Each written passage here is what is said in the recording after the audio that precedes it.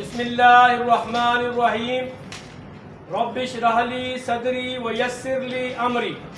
واحلل عقدۃ من لسانی یفقہوا قولی۔ سب سے پہلے میں اپنے صحافی بھائیوں کا، چاہے وہ پرنٹ میڈیا سے ہیں چاہے وہ الیکٹرانک میڈیا سے، شکریہ ادا کرتا ہوں کہ جب بھی تاجروں کو یا پاکستان کو یا کسی بھی کو مشکل وقت آتا ہے تو آپ لوگ سب سے آگے ہوتے ہیں، اور میں آج آپ کو خراج تحسین بھی پیش کرتا ہوں۔ اور میں یہ سمجھتا ہوں جو آج ہم نے پریس کانفرنس رکھی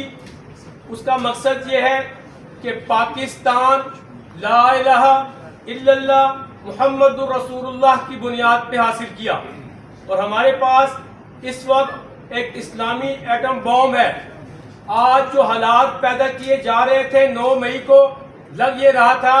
اس ملک کو عراق، یمن اور اس طرح بنایا جا رہا ہے، لیکن ان کو یہ پتہ نہیں تھا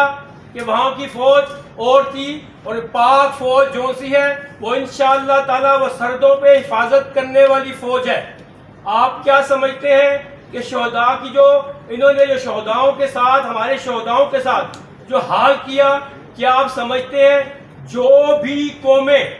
اپنے شہداؤں کی تکریم نہیں کرتی، تاریخ میں کبھی ان کا نام نہیں رہتا،